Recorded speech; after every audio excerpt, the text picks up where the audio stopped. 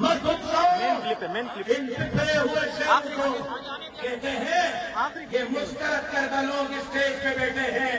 اگر آپ میں جرأت ہے کسی چوک اور چوراہے پہ ذرا مجھے 5000 لوگ اکٹھے کر کے دکھاؤ. عوام نے آپ کو مسترد کل بھی کیا تھا، آج بھی کیا ہے. آئندہ الیکشن میں بھی ان 40 حکمرانوں کو لٹکتا جائے گا. جب پیر کے ٹکڑے 1000 کہہ کے یہ ان کو مسترد کریں گے، جب یہ سندھ دوستوں کو آگے کریں گے.